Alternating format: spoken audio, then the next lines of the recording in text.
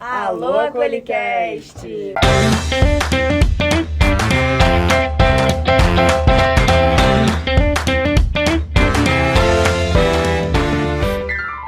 Sejam bem-vindos a mais um episódio do nosso Colicast.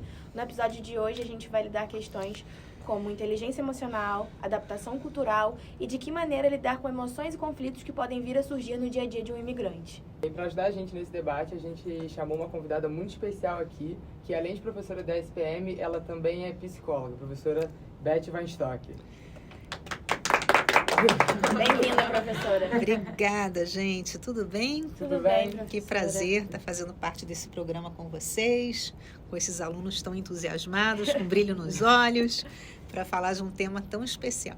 Bom, professora, para começar, eu queria te perguntar como você acha que a identidade cultural de jovens imigrantes pode ser afetada durante a sua adaptação aqui no Brasil?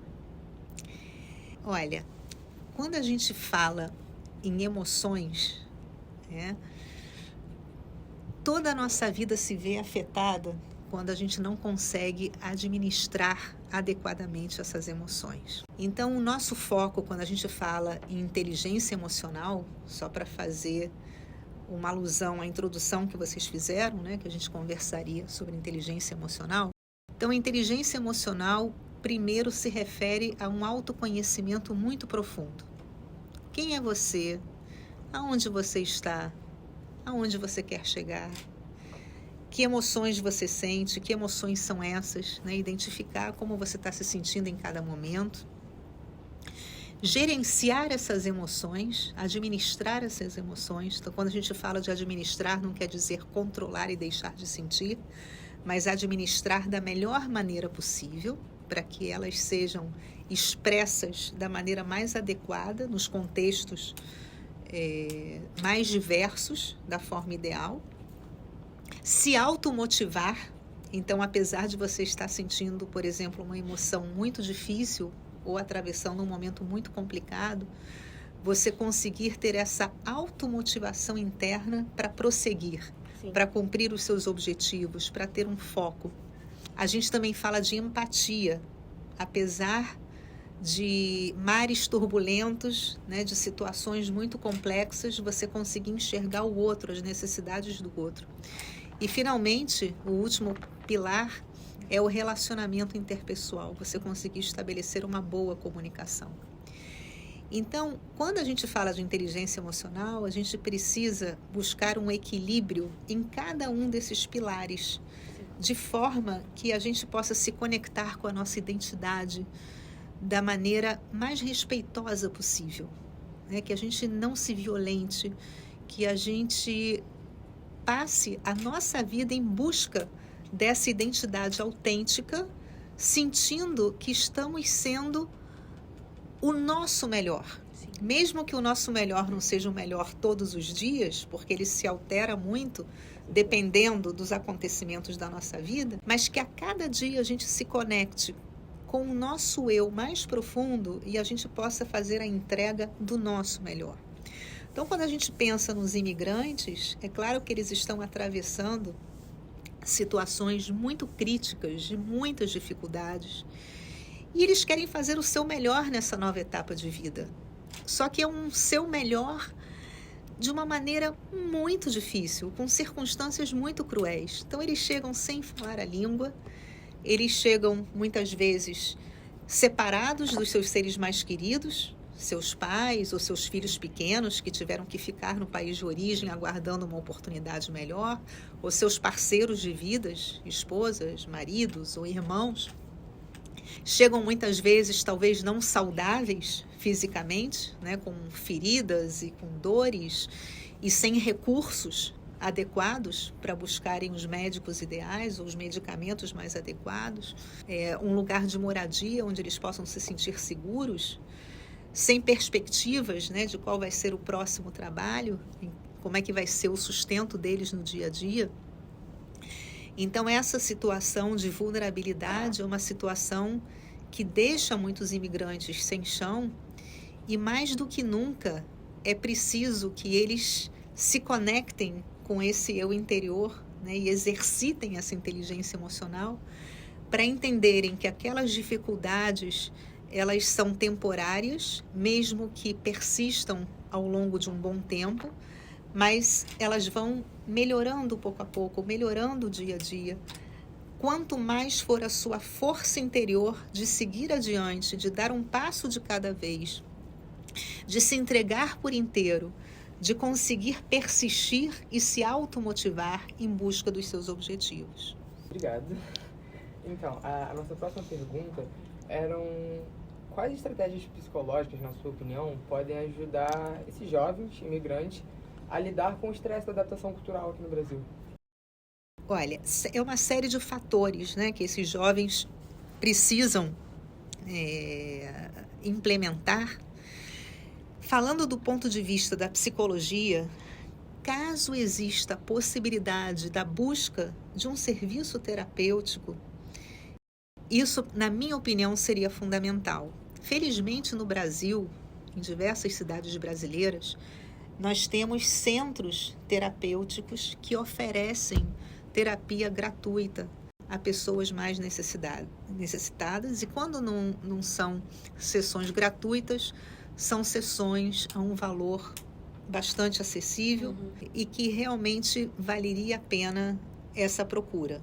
Então, assim, pela internet é possível buscar esses centros, né, onde oferecem diversos endereços e telefones de acesso, e eu acho que seria o primeiro momento, porque nesses espaços terapêuticos, com toda a segurança, com profissionais especializados, com um foco na vida de cada um desses imigrantes a respeito dessas reflexões da sua próxima,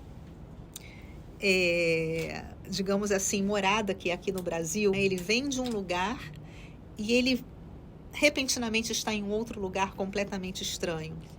Então, esse processo de familiaridade com novas raízes que ele vai criar é um processo muito doloroso, é um processo muito difícil, né? As pessoas se sentem muito perdidas.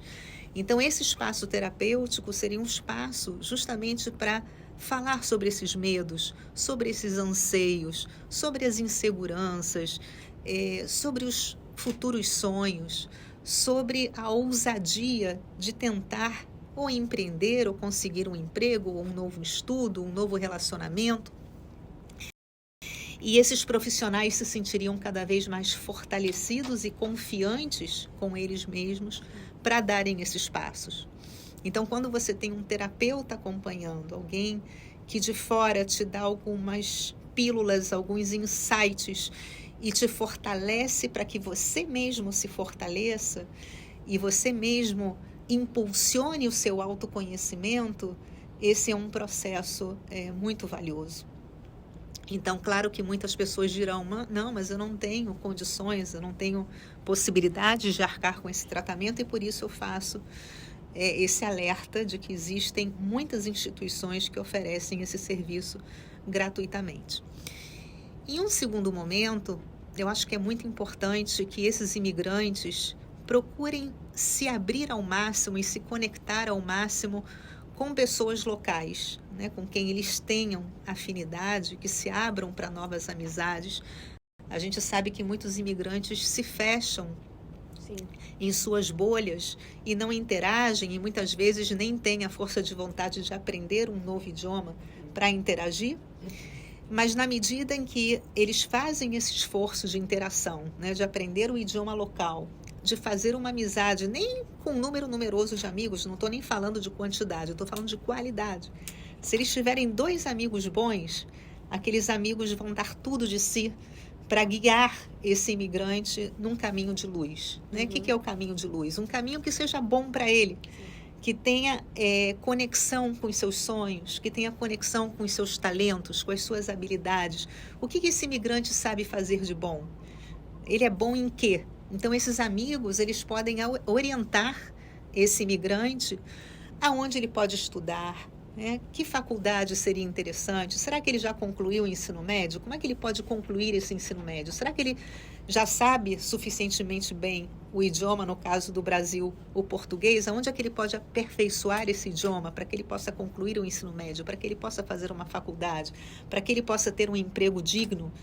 Então, enquanto também ele não conclui os estudos, aonde ele poderia trabalhar para ter uma fonte de sustento, para que ele possa pagar uma moradia, para que ele tenha uma alimentação adequada, para que ele possa ter vestimentas adequadas. Então, nada como bons amigos, né, que podem te guiar nesse dia a dia de como você pode ter uma vida mais interessante e mais confortável e mais conectada com os seus valores.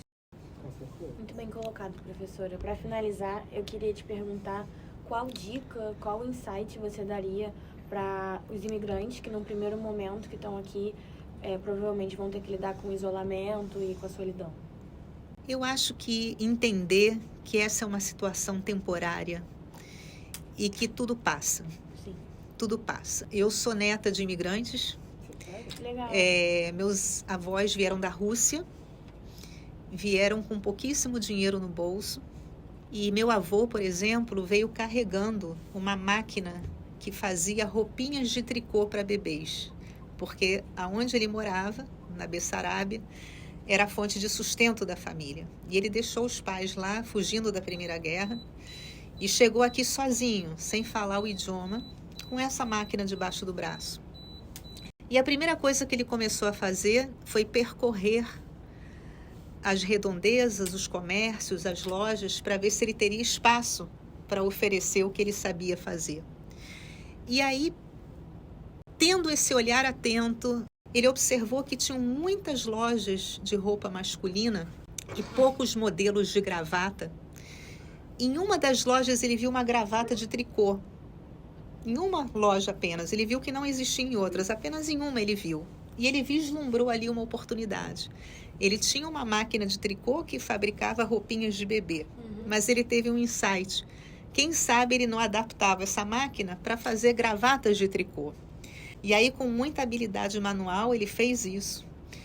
Começou a fabricar algumas gravatas, começou a oferecer para as lojas se encantaram com os modelos, começaram a comprar.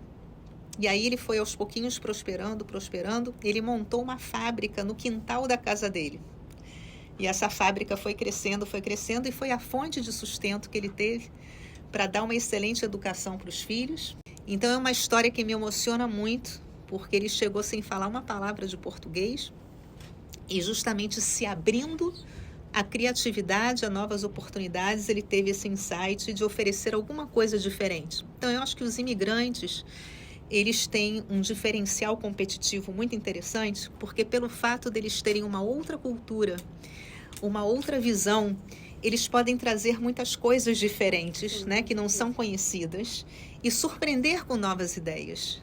É um grande diferencial, né, quando você chega num país completamente estranho, se por um lado você se sente completamente perdido, por outro, toda a sua cultura, todo o seu background é muito valorizado também para quem te conhece, né? Então, todo mundo quer entender quem é você, de onde você veio, qual era a sua história.